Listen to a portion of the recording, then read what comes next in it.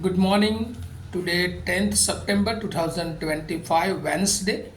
Wisdom of Word of God morning ડિવોશનમાં આપ સર્વનો આવકાર કરવામાં આવે છે અને પ્રેમી સલામ પાઠવવામાં આવે છે.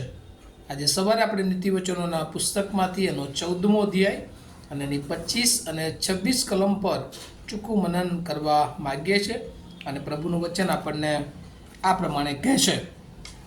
યહોવાના ભયમાં દ્રઢ વિશ્વાસ સમાયેલો છે અને તે રાખનારના છોકરાને આશ્રય સ્થાન મળશે. મોતના ફાંદામાંથી છૂટી જવાને માટે યહોવાનું ભય એ જીવનનો ઝેરો છે. એનઆઈવી બાઇબલ પ્રમાણે He who fears the Lord has a secure fortress, and for his children it will be refuge. The fear of the Lord, fountain of life, turning a man from the snares of death. અને આ પ્રભુનું વચન છે અને આપણે હંમેશા જોઈએ છીએ કે ખ્રિસ્તી જીવનને માટે ઈશ્વરનું ભય, યહોવાની બીક એ બહુ જ જરૂરી છે. કારણ કે જો એ રાખવામાં આવે છે તો એ એના આત્મિક જીવનને માટે એ સિક્યુરિટી બની જાય છે.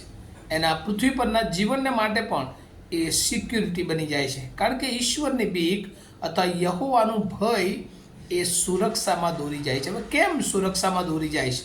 કારણ કે જ્યારે યહોવાની બીક અથવા ઈશ્વરની બીક એ માણસના જીવનમાં હોય છે ત્યારે એ યહોવાનું ભય અથવા એ બીક એ એના જીવનમાં એ જ્ઞાનનો ઝરો બને છે. એને નોલેજની શરૂઆત કરનાર બને છે. અને એ કયું નોલેજ? તો કહે છે કે જ્યારે માણસ એ ઈશ્વરની બીકમાં જીવે છે ત્યારે ઈશ્વરના નિયમોની આધીનતામાં જીવન જીવે છે. અને એ આધીનતા પ્રભુના વચનોની આધીનતા પ્રમાણે જ્યારે જીવન જીવે છે ત્યારે એને એનો બદલો, એનો ફળ, એનું ઇનામ, એનો આશીર્વાદ મળ્યા વગર રહેતું નથી.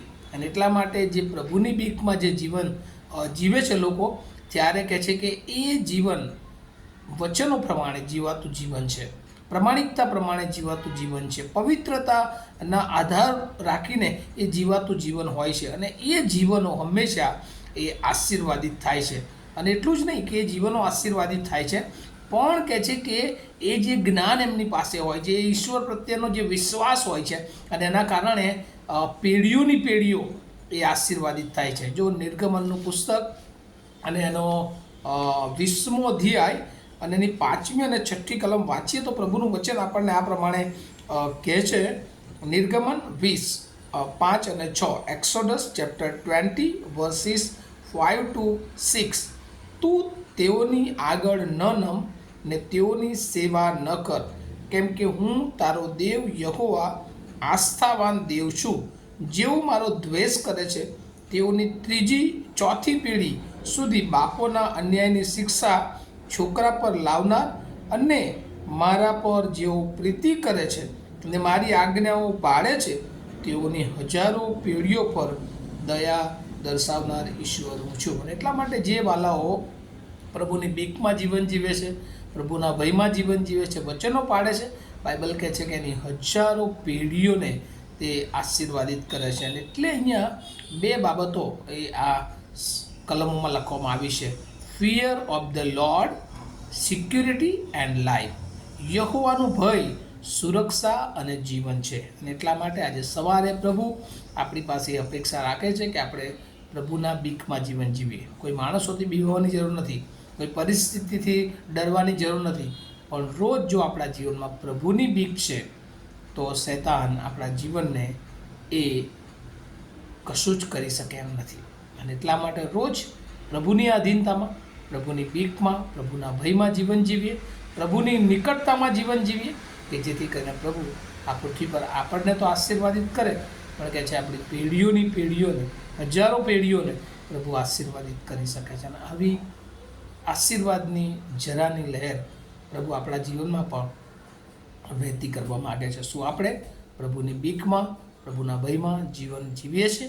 અને જો નથી જીવતા તો આજે એક નિર્ણય સાથે પ્રભુને પોતાનું જીવન સમર્પિત કરીએ અને પ્રભુ પરના વિશ્વાસમાં એ રોજે રોજ પ્રભુની સાથે ચાલવાની શરૂઆત કરીએ અને પ્રભુ એનો મોટો આશીર્વાદ આપણ સર્વને આપે. આવો આપણે પ્રાર્થના કરીએ.